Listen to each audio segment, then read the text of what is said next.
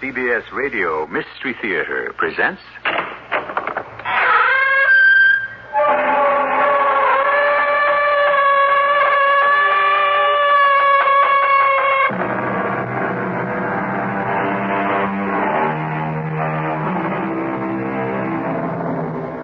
Come in. Welcome. I'm E.G. Marshall. My father, who had a great deal of wisdom, used to say that the friendship of the over-friendly man is too often like a fire in the grate, exceedingly bright to look at, but not reliable should you wish to keep warm on a really cold day.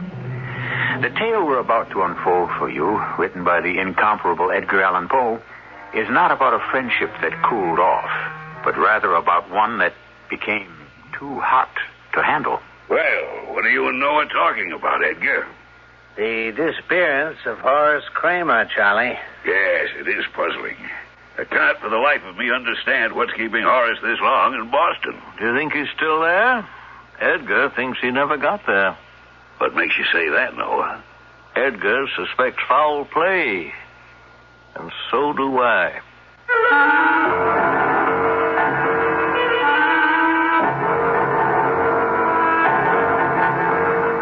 Our mystery drama, The Case of the Chateau Margaux, was adapted from a story by Edgar Allan Poe, especially for Mystery Theater by James Agate Jr., and stars Jackson Beck and Robert Dryden. It is sponsored in part by Buick Motor Division and Contact, the 12-hour cold capsule. I'll be back shortly with Act One.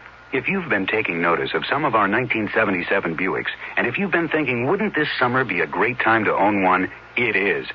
Announcing Buick's open door policy. An open invitation to come in and inspect, examine, and really discover why the 1977 Buicks are selling better than any other Buicks in history. And to discover that this is a great time to buy a new Buick. Your Buick dealer is open to reasonable offers. Buick's open door policy at your Buick dealer. When I was a little girl, just about your age, Sarah, Aunt Jane and Grandma and I spent hours going through the orchards getting the biggest, juiciest apples. Then Jane washed the apples while I unwrapped the Kraft caramels. And when Gramps got home, we all made caramel apples. Oh, they'd come out so golden shiny, I couldn't wait to take a bite. You know, it just isn't autumn without them. Kraft caramels make the best caramel apples. The recipe's on specially marked bags, along with 5 sticks inside. Hello, this is Tony Randall. Doesn't it make you angry when something tragic occurs that might have been avoided? Well, birth defects are a tragedy that afflict over 250,000 infants every year in America, and the March of Dimes thinks it should make you angry enough to do something about it. Many of those birth defects might be prevented. How? With good prenatal care. Prenatal care is the medical attention every pregnant woman needs to help safeguard her own good health and that of her unborn baby. It simply means seeing a doctor or going to a prenatal care clinic as soon as she thinks she may be pregnant. Prenatal care is following doctor's orders to eat nutritious foods, get plenty of rest, exercise in moderation, and avoid unnecessary drugs and medications. No one can guarantee a healthy baby, but prenatal care goes a long way toward protecting the unborn and the newborn. Give your anger some action, the March of Dimes way. Fight for your baby's health by seeing a doctor early and often throughout your pregnancy.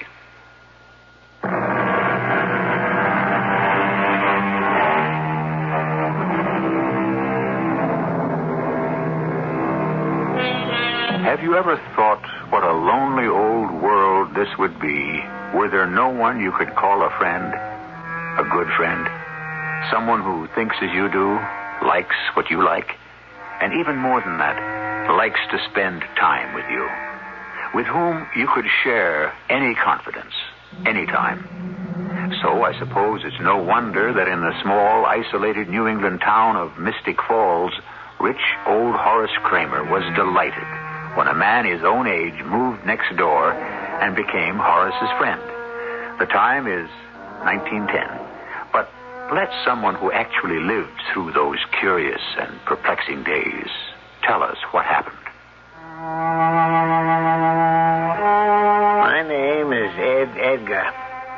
My full name is Edgar. I grew up with that awful handicap, but finally, after years of kidding here in my hometown, Mystic Falls, Massachusetts, now everyone is settled for Edgar, Ed, or Mr. Edgar. I write, print, and publish the Mystic Gazette, our local town newspaper. And we've never missed a weekly appearance since my father started the Gazette 75 years ago. One day, I had a visit from Noah Greeley, the town magistrate. Have you heard the latest, Edgar? About what, Noah? Horace Kramer has disappeared. Couldn't be. I saw him the day before yesterday. Well, so did everyone else in Mystic Falls, but I haven't seen hide nor hair of them all day, yesterday or today. Noah, if you think it news that the richest man in town has gone off somewhere by himself and told nobody where he was going, I can't print that. Now, hold your horses, Ed.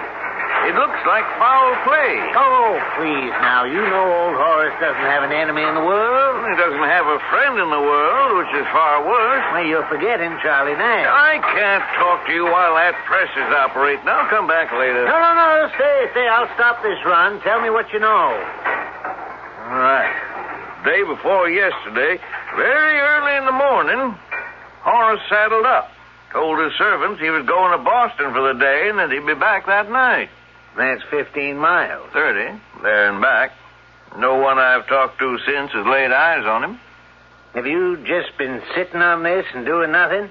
What could I do? I only just got the news myself. Noah Greeley, you're the magistrate. I checked Horace's servants, of course, just this morning. I asked, why didn't you tell somebody your master disappeared? What did they say? They told Charlie, they said. He told them, oh, it'll be all right. Let's wait and see who wants to alarm everybody. Maybe you're right. Something could have happened to him. Wonder what Charlie said. Speak of the devil. Good morning. How fortunate to find two of Mystic Falls' most prominent citizens together. Morning, Charlie. What are you two gentlemen cooking up? The disappearance of Horace Kramer. Yes, it is puzzling. I cannot for the life of me understand what is keeping Horace this long in Boston. Oh, you think he's still there? Edgar and I think he never got there. Whatever makes you say that? It's possible he met with foul play. I think you're both alarmists. Horace can take care of himself. He wouldn't put up with any nonsense from any highwayman. For one thing, he's too good a shot. Unless he was ambushed. Not only that, gentlemen. I happen to know he was well armed when he set out for Boston. Was carrying quite a bit of money with him to deposit. No, if you ask me, I'd say Horace is probably staying on in Boston. And any one of these days, he'll be waltzing back into town, wondering what all the fuss was about.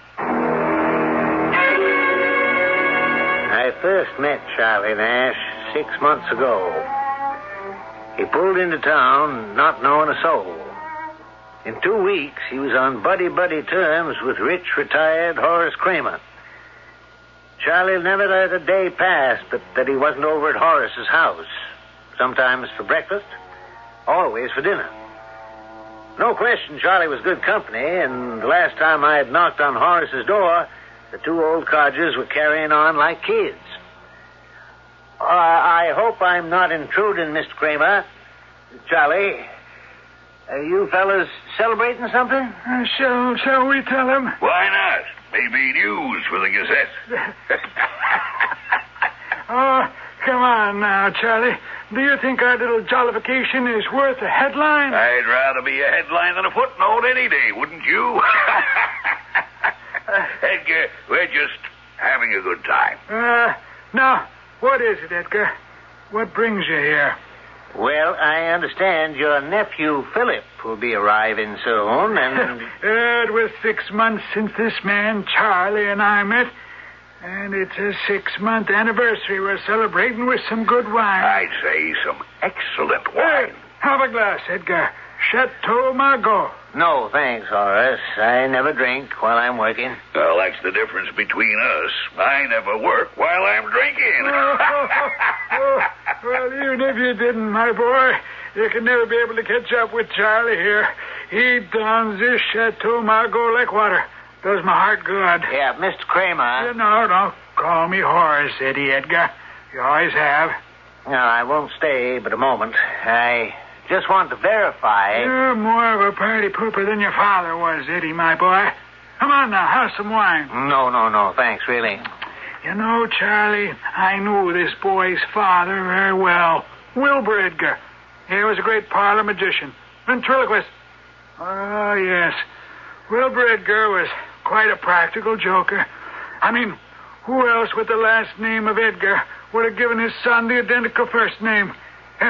Edgar. Well, the boy's father used imagination, and I approve of imagination. Shall we remove the offending cork from another bottle? Edgar, let me tell you, when a man gets to be my age, all his old friends have either taken to their beds or died off. That pretty well leaves an older man friendless. Yeah, but I was fortunate. Along comes Charlie Nash here, drifting into town. Correction, I never drift. Yeah, moves in right next door. And I'll say his friendship has given me a brand new lease on life. Horace, I can say in all sincerity, you have done the same for me. Congratulations to the both of you. Charlie, you are by odds the hardiest old fella I've come across in all my born days. And since you love to savor the wine in that fashion, I'll be darned if I don't have to make you a present of a great big box of that very same Chateau Margaux. Now, don't say a word. It'll be coming your way one of these days when you least expect it. Horace, what can I say but thank you? What I did come to ask you, Horace, was about your nephew. I just got word over at Sam's General Store that your nephew is arriving from Boston. He's going to be staying with you. It'd make a nice piece in our social column. You mean Philip? I don't want to talk about him.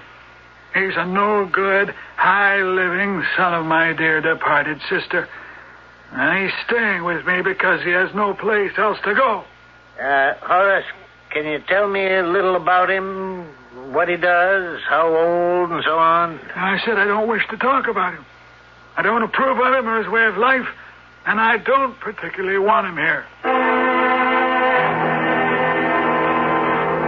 And that was the last time I saw Horace Kramer. His nephew Philip arrived in Mystic Falls the following day. He seemed quiet enough. By talking with him or playing an occasional game of checkers over at Sam's General Store, I couldn't determine whether he was of bad character or dissipated habits. One day, Charlie Nash came in while Philip and I were playing. Edgar, I'd move the red in the back row one square over to block his double jump. Charlie, will you please go away? Philip and I are having a dandy game without your help. Well, I just don't want to see you taken advantage of. Advantage? What are you talking about? We're playing on a board with everything in sight. Now, just go and sit down, Mr. Nash, and leave us be. Now, Master Philip, is that a way to talk to your elders? Well, you may be somebody's elder, but not mine. Mr. Nash, I've seen your type before, and frankly, the way you're sponging off my uncle is disgusting. Well, coming from a young man of your reputation, I consider that a compliment. Let's forget the game, Philip, I've had enough of this. Oh, Edgar, I've been looking for you everywhere. Have you heard the latest? Not yet, Noah, but I will. Go on. Horace's horse just wandered into town with no saddle and no saddlebags. Without Horace? His horse? You sure? Well, come on, see for yourself. Poor animal showed up behind Horace's house in terrible shape. Bleeding. It's been shot in the chest, it looks like. It's a wonder it can still walk. No sign of my uncle? No, and as I said, everything's been taken from the animal's back. I know Uncle Horace was carrying 2 saddlebags when he left for Boston. I know that. Excuse me. I don't No, I just can't stand here like this. I have to see that horse. Now, maybe there's a hopeful explanation to it all. Hopeful explanation, you stupid tub of lard? Hopeful? Obviously, my uncle has been robbed and probably killed, and you talk about hopeful? Now, young man, I can understand your distress. It's no greater than my own, I assure you. We can do without the funny names, too. Now, gentlemen, first things first. Let's go see this horse. My point is the wound on the horse could have been an accident. The hunter somewhere out there could have missed his target, hit Horace's horse, and it bolted. But that hardly explains Horace's disappearance. I haven't finished. The horse bolts, runs through the underbrush. Saddlebags are torn off. My dearest old friend is thrown off. So where is he now, 3 days later? You all know how stubborn he is. If he got thrown from his horse, probably made him so darned mad he took his saddlebags. I thought you said they were torn off. If they weren't torn off, took them, picked up some other means of transportation, went on to Boston. So I say, let's calm down, everybody. I refuse to calm down. Mr. Greeley, you are the magistrate of Mystic Falls, aren't you? Yes, I am. I charge you to make an immediate search of this entire area. I want you to organize a hunt for the body of my murdered uncle. Murdered? A singular expression, young man. Noah, Edgar, Sam, you're all witnesses to this extraordinary remark of Philip Kramer. What private knowledge does he have to assert that his uncle has been murdered? Could it be because he had something to gain from the death of a rich uncle? You take that back. I am merely offering a You theory. lying, fat, conniving... Now, here, Philip, stop that. No, it's Sam. You'll kill old Tommy. Let go of me. Look at him lying there, covering his face with his hand. Now, you stop that. He's an old man. Oh, all right. I hope that's taught the lying old schemer a lesson. Can I give you a hand, Charlie? Yes. Now, you all saw that unprovoked attack. Young man, I shan't forget this. I shall not forget this as long as I live. What have we here? A young man not liked by his wealthy uncle suddenly appears in town. Shortly thereafter, the uncle disappears. What else do we know? That the uncle may have been robbed or murdered? Certainly Charlie, who claims to be the uncle's best friend, is suspicious of the young nephew. Does he know more than he is saying? Well, we shall know either more or less of this Edgar Allan Poe story when I return shortly with Act 2. Pick up a copy of True Value Hardware Store's Fall Shopper Circular, and you'll have hundreds of values right at your fingertips. Hi, Pat Summerall to tell you'll find values like a Master Mechanic 25-foot tape measure with power return for just $5.75. And with your purchase, you get the Master Mechanic 6-foot mini tape measure for just 1 penny during their 1-cent sale. The Fall Shopper Circular from your True Value Hardware Store offers savings on items you'll be needing now, including home improvement ideas and fall and winter do-it-yourself needs, like a Master Mechanic flat-top toolbox for just $6.99. Comes with a tote tray and a handy socket divider. Or get a 26-inch hand saw for just $5.95. The hard chromium steel blade will give you years of service. You'll find these values and much more in the Fall Shopper Circular from participating True Value Hardware stores and home centers. And remember, True Value, always much more than just a name, their way of doing business. Tell them Pat Summerall sent you. Did you know there are 7 genetic diseases that affect primarily Ashkenazi Jewish people? Did you know that these recessive gene disorders could be transmitted through birth? Did you know that some of these could be prevented through counseling and testing? Did you know that the National Foundation for Jewish Genetic Diseases is dedicated to eradicating these devastating disorders through its nationwide educational program? To inform the public that these diseases do exist and attack without warning, an audiovisual film strip, The Tragic Legacy, is available for presentations to interested organizations from Foundation headquarters.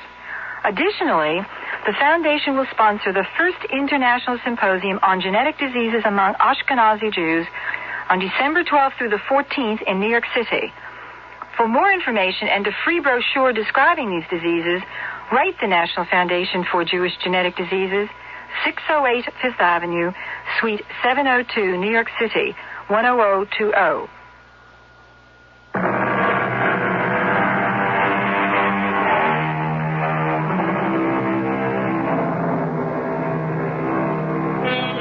Who was it who said, "Murder, though it have no tongue, will speak with most miraculous organ"?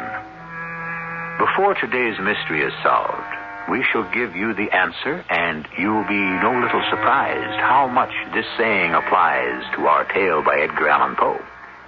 But to return to where we are, Noah Greeley, the town magistrate, organized practically everyone to search for the missing Horace Kramer.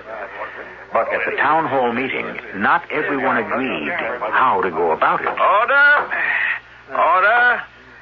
We're trying to conduct this town hall meeting in the proper way. Mr. Chairman, Noah, may I have the floor? Go ahead, Charlie. I think we're all making darn fools of ourselves. One of these days, old Horace will show up in his own time and at his own pleasure. Talk. Who's going to take action? That's what I'd like to know. All of you make me sick. My uncle is lying out there somewhere. Philip. Time passes. You all talk. Philip Kramer, you are out of order. Well, I don't care if I am. We have to act and act fast. My uncle is out there somewhere. Who knows if he's still alive? Maybe sick, injured, needing help. I'll tell you what I'm going to do. I'm going out this very minute and look for him. I was crazy not to have done it before. Goodbye. Well, I'm sorry about that young man. As to those of you who haven't met him, that was Horace's nephew, Philip.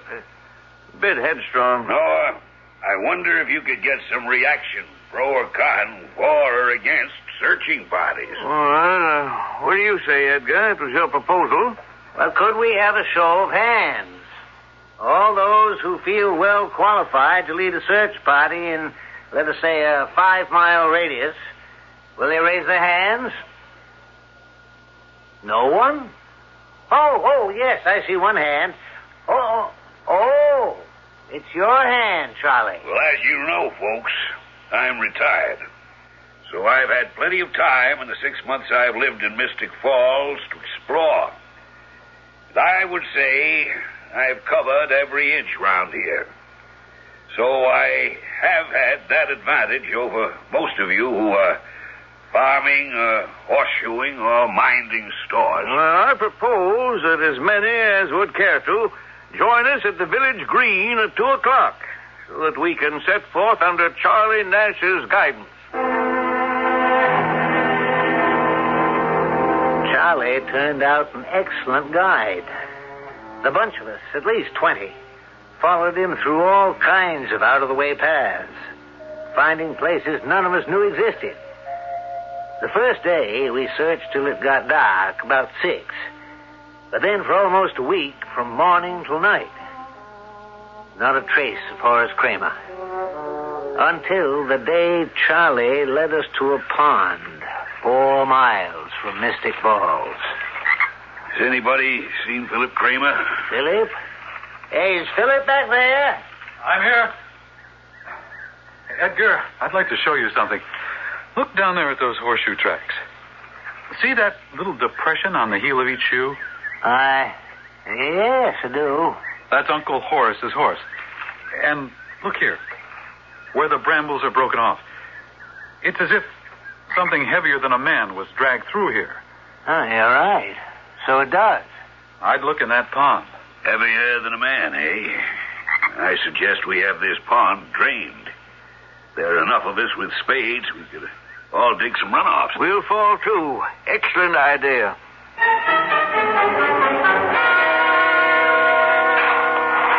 How's the digging going, Edgar? Well, we got 3 trenches dug, and the pond's running off pretty quickly. Isn't that something lying down there on the bottom? Yeah. Sure, I can see the back of something. Oh, you're right, Charlie. There is something. What is it? Well, look, down there. Let me see if I can fish it out with my shovel. Yeah. You got it. What is it? Black silk waistcoat, if I'm not mistaken. Why, so it is. Or was. fairly ruined now, torn. Where have I seen this waistcoat before? Those dark stains around the collar and the front. Could be blood. Philip, you ever seen this waistcoat before? I think it's mine. Yours? Yes, I think it is. Looks like it. Philip Kramer, you realize this is very serious. You admit this blood-stained waistcoat is yours? Oh, I didn't say that. It's very like one of mine. Surely, Noah, you're not actually making an accusation, because this bloody, torn waistcoat, which may belong to Horace's nephew, was discovered here. Now, hold on there. We don't know that is blood. Precisely. We don't know it's blood. Or, if it is, that it's Horace Kramer's blood. Or Philip's. Then, too, one must think in terms of a motive. Just because this young rapscallion happens to be Horace Kramer's sole heir and would inherit everything, does that mean he is a suspect? Well, it doesn't rule him out, Charlie. Just a moment.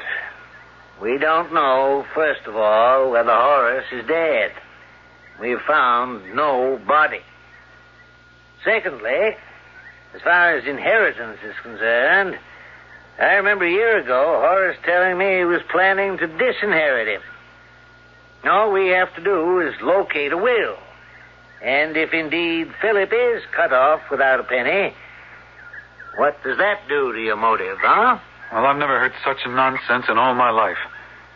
I'm not giving up hope that Uncle Horace isn't still alive. But frankly, this search, led by this fat fool, is too comic for me. For a week now, we've been traipsing through brush and bramble, and all we've got to show for it is a muddy waistcoat and no sign of my uncle. Well, I'm heading back to Mystic Falls. I've had enough. Philip, until I give you the word, I charge you not to leave Mystic Falls. Charlie, where are you going? Just thought I saw something lying in the road up ahead. Well, what is it? What are you putting in your pocket? It's a Spanish knife. Yes. There appears to be blood on the open blade. Now that I look at it more closely. Now, does anybody know to whom this knife belongs? Oh, my goodness. Charlie, you know to whom it belongs? Yes, I might.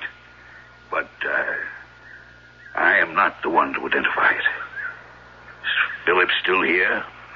Yes, of course I'm still here. What is it? Is this knife, this Spanish knife, yours? Philip, is this knife yours? I'm afraid there are initials on it, too. Oh, so there are. P.C. Philip Kramer. Those your initials? Yes. So this is your knife? Yes, it is. Philip, can you explain why your knife is lying out here on the road?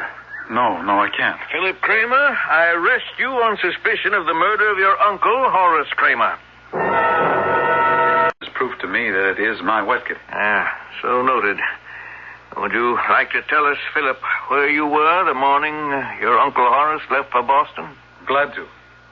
I was out with my rifle deer stalking. Were you anywhere in the vicinity of the pond in which your waistcoat was found? Now, I'd like to correct a misapprehension. Huh? I said that waistcoat was mine, not that I was wearing it. Oh, yes.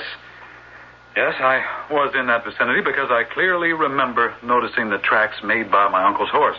The same ones I showed you. Do you realize, Mr. Kramer, what you are telling us? The waistcoat is yours. A knife that was found nearby is also yours.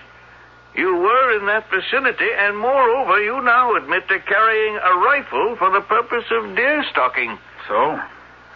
Yes, that's so. May I ask the indulgence of the magistrate for a moment? Yes, Charlie, by all means. I had not wished to further complicate matters by divulging the information I have.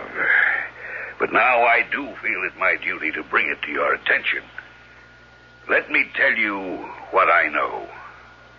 The evening before Horace left for Boston, he and I were playing a game of checkers. His nephew, Philip, appeared. Jump, jump, jump, jump. Ha! What do you think of that, Charlie? Nice going, Horace. Caught me completely by surprise. It did, didn't it? Yep, I can say it in 2 words. Completely. Philip. Well, to what do we have the pleasure of your company this evening? It's the shank, the very shank of the evening. I'd expect you to be out dancing, carousing, gambling, or whatever it is you're so noted for. What are you doing home? You don't think much of me, Uncle, do you? I never asked more of you than a place to sleep. Believe me, I don't enjoy being dependent on your favors. Well, just in case you're harboring the hope that because you are my only living relative, Philip, let me assure you, I am planning to revise my will, and your name will not be mentioned in it. I'm sorry to hear that, Uncle. I bet you are. I've threatened such action before, but now, knowing you better, tomorrow I shall actually take steps. Yes. Tomorrow morning I'm off to Boston with 2 tasks. 1, to make a cash deposit at the Farmers and Mechanics Bank, and 2, to sign my new will. Now, if you'll be so good, kindly leave Charlie and me alone so that we can continue our checker game. Philip Kramer, you've just heard Charlie Nash here recount an event that happened the night before your uncle set off for Boston. Is this the truth or not? Is what the truth? Did you know your uncle was going to Boston in the morning to deposit money? Did he tell you he was about to change his will to disinherit you? Yes.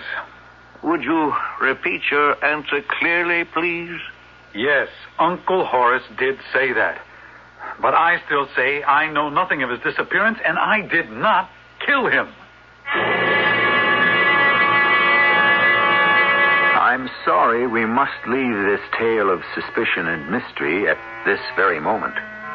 Does it strike you as strange that Philip Kramer, the only person suspected of having had a hand in his uncle's disappearance, seems so very self-assured? Is he feigning innocence? Hiding guilt? Or is someone else the actual guilty party? We'll be back with some of the answers shortly. Take your contact, take it now. Give your call to contact. Can your cold medicine fight the congestion, shrink the swollen membranes, help relieve the runny, sneezy, cloggy misery caused by every known cold virus? Are you sure? Contact can. Today's Contact does all that up to 12 hours, all day, all night, no matter what cold virus attacks. That's the one to Contact. Give your call to contact. Take only as directed. Announcing Buick's open door policy. An open invitation to come in and inspect, examine, and really discover why the 1977 Buicks are selling better than any other Buicks in history. Take a look at the Electra, the ultimate Buick, with meaningful room for 6 and an interior that's pure Buick. Power steering, power brakes, power windows, all standard. And discover also that this is a great time to buy a new Buick. Your Buick dealer is open to reasonable offers. Buick's open door policy at your Buick dealer. This is Frank Singheiser. Leukemia, a disease of the blood-forming organs, afflicting adults as well as children, is no longer a hopeless disease. Life-sustaining responses through chemotherapy are occurring more frequently.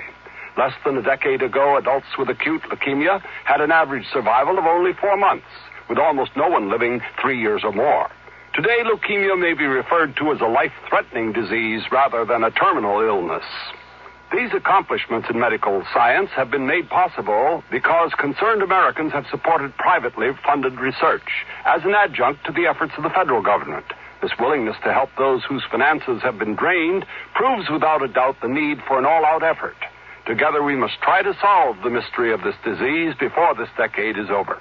This message was brought to you by the National Leukemia Association, a non-profit voluntary agency dedicated to the proposition that tomorrow's children can ask, Daddy, what was leukemia?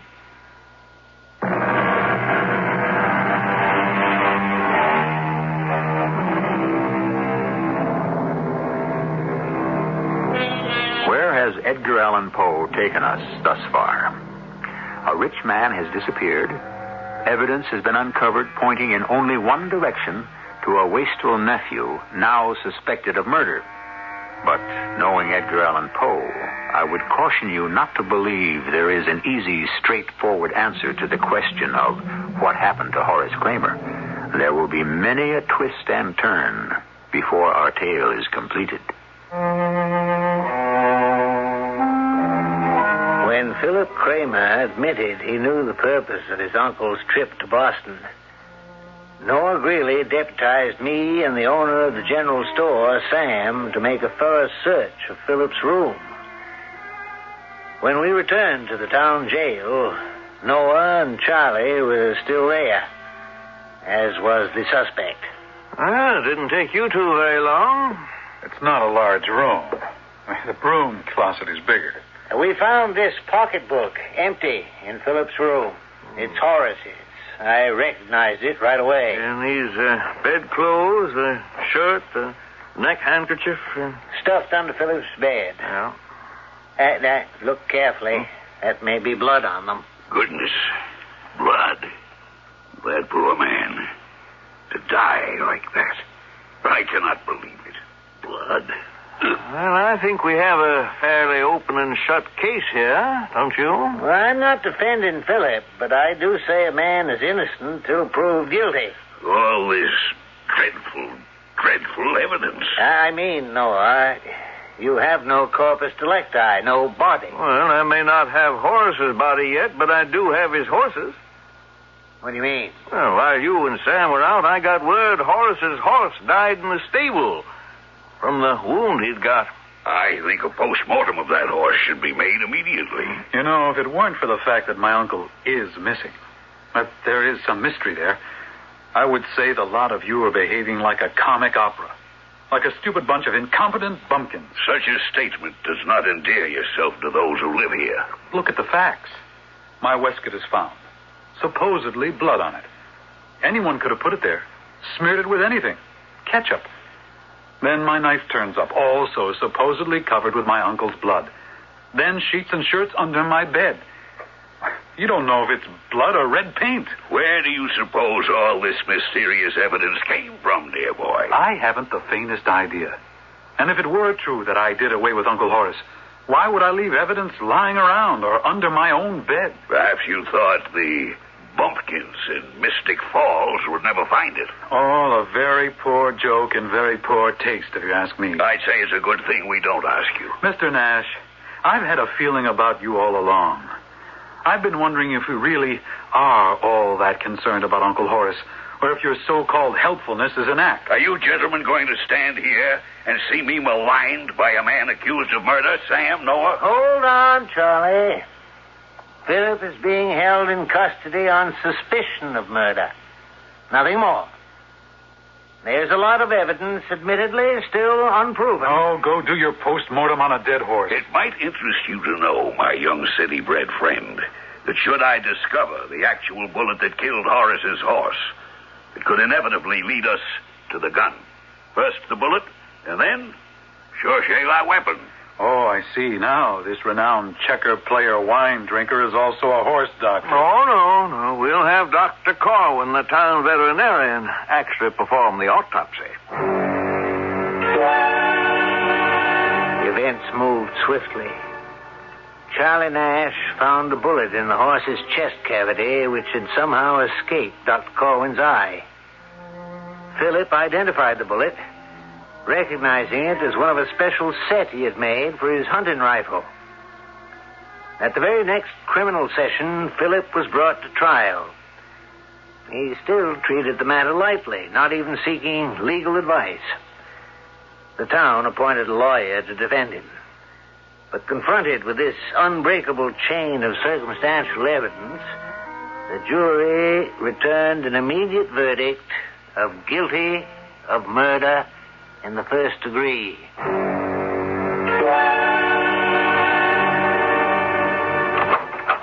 Edgar, I have news for you. Look at this letter, my fine friend. It's what I came to show you. Go ahead, read it. Charles Nash, Esquire. Dear Sir, in conformity with an order transmitted to our firm 2 months ago by Mr. Horace Kramer, we have the honor of forwarding this morning to your address a double case of Chateau Margaux, half a gross, 6 dozen bottles, Antelope brand. We remain, sir, your most obedient servants, and so forth. Well, that is news. Read what it says on the bottom. The box will reach you by wagon the Monday following the receipt of this letter. Yours, Milbracken and Company. Isn't that like dear, sweet, thoughtful old Horace? You know, we used to drink Chateau Margaux together by the quart. It was the seal of our friendship, as it were. He did once say he was going to send me a case or so. I forgot all about it. I seem to remember that. What I would like you to do, Edgar, is to put in the weekend edition of the Gazette. The news that I am extending an invitation, let us call it a kind of open house, to all who would like to call themselves my friends. And when the case of Chateau Margaux arrives from the Milbracken people, then we'll open the pièce de résistance. Pretty close to half the town was at Charlie's on Monday. There was lots of food and drink. The case of wine didn't arrive till early evening. By that time, everyone was in a very happy mood. That is the biggest wooden crate I've ever seen. Lift it right up onto the table facing me. All right, everybody. Let's open up the case and see how far 72 bottles of Chateau Margaux will go. I can recommend it to you all. Come on, somebody, get a crowbar. Well, wait a minute. I brought a big hammer, Charlie. I can pry the box open. Good thinking for the state. Always prepared to be print-worthy. Open it from the end that faces me, Edgar. Now, a respectful silence as Mr. Edgar disinters the treasure. Made Charlie happy to give orders, to be the center of all attention. This moment was his dream come true. Charlie, surrounded by friends and neighbors, all waiting for what Charlie would give them. Suddenly, the top of the huge box flew open, and from inside, there sprang up into a sitting position, facing Charlie, the bruised, bloody, nearly putrid corpse of old dead Horace Kramer. He seemed to look right at Charlie with his sightless eyes. Then, suddenly, slowly, the corpse spoke. Charlie, old friend, how could you do this to me? Having said that, the decaying corpse of Horace Kramer fell over the side of the crate, his arms sort of reaching for Charlie. Men fainted. Some ran for the doors, but slowly, as if magnetized, everyone came back to watch Charlie. How did you get back, Horace? I know you were dead. Were you watching me all the time? Did you see me following you down the road when you got near the pool? Were you alive or dead? I left you for dead. I had bad luck with your horse. I shot him. He wouldn't die. Would you believe it, Horace? I pushed him clean into the pool to drown. And the next day, he walked right back into town. It wasn't easy to cover my tracks. I had to plant all kinds of evidence so my friends would think it was your nephew. Horace, it wasn't easy at all. Horace, as you just said, I say, how could you do this to me? Oh, my heart. Charlie, he's fallen on the table. Charlie! My Lord. Charlie is dead. As dead as Horace. Philip, you're free. The body of your uncle was delivered to Charlie's house in a crate of wine. And he, your uncle, accused Charlie of killing him. What? Wait, not so fast. Anyway, Charlie confessed. I'm afraid I had a hand in this. I thought you might have, Edgar. You were the only one who never believed the evidence. I wasn't that positive Philip wasn't guilty, but I was pretty sure Charlie wasn't that innocent. From the beginning? Yeah. He was too helpful. That made me suspicious. Didn't you think it was strange, Noah, that it was always Charlie who discovered things? Well, was I with my eyes closed? First of all, Philip was an outsider. Secondly, almost everyone in town liked Charlie, so why should you suspect him? Well, for me, he went just one step too far. What did he do? The autopsy of Horace's horse. Even with Dr. Corwin right there, it was Charlie who found the bullet. But he palmed that bullet. That bullet never went near the horse. There was a bullet hole where a shot had gone in, but another where it had gone out. No, it couldn't have been Philip's gun that killed the animal. Oh, why didn't you tell me? We could have held up the trial. No, I couldn't stop you. Besides, I had to find the body. Now, you remember how it was Charlie who led the search party? So I searched myself, and wherever he had gone, I went in the opposite direction. Well, eventually, I found an old dry well, very well concealed. And Horace was down there, at the bottom, neck broken. Terrible sight. I wrote that letter from the wine merchants and put him in the crate. Ingenious, but horrible. But how in the world did you get Horace to speak? That's a talent I've had since I was a boy. My father taught me voice throwing, ventriloquism. Charlie, old friend, how could you do this to me?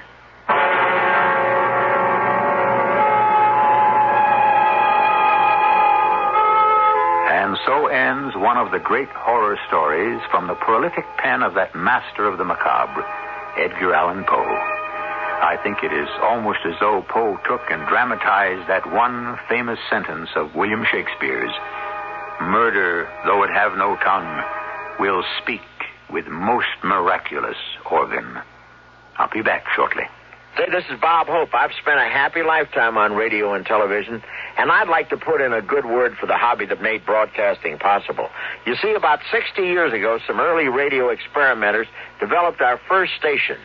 Today, there are nearly 1 million amateur radio operators around the world talking to each other, standing ready to provide us with emergency communication in time of disaster, and still developing new electronic techniques.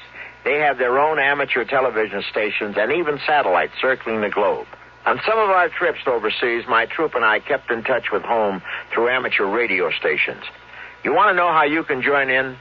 Now that many people are discovering the fun of talking by personal radio, maybe you'd like the really exciting and wonderful world of amateur radio. It takes study, but it's worth it. For free information, write to the American Radio Relay League, Newington, Connecticut, 06111. Like they say, tune in the world with amateur radio.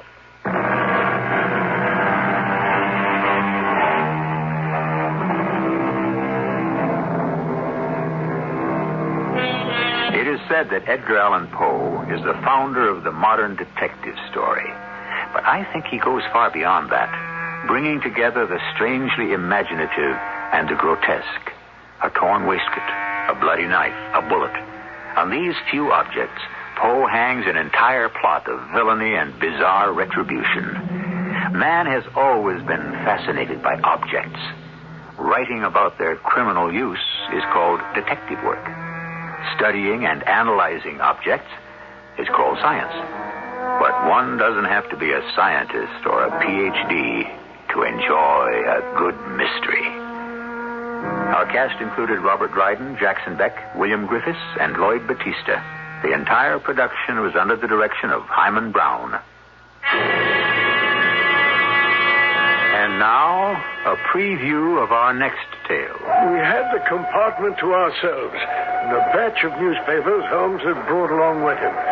As we settled down for the journey, Holmes asked... Have you heard anything about the case? Well, I haven't seen a paper for some days. It's just as well. The London press hasn't had very complete accounts, and that's why I brought these local papers along. I've already read through them, and I gather it's one of those simple cases which are so extremely difficult. Well, isn't that paradoxical? Of course, and profoundly true. Singularity is almost invariably a clue. The more commonplace a crime, the more difficult it is to bring home. In this instance, however, the police seem to have established a very serious case against the son of the murdered man. Well, it is a murder then, huh? According to our old friend Lestrade, it's not only murder, but he has the guilty man under lock and key. Huh. Radio Mystery Theater was sponsored in part by True Value Hardware Stores. This is E.G. Marshall inviting you to return to our Mystery Theater for another adventure in the macabre. Until next time, pleasant dreams.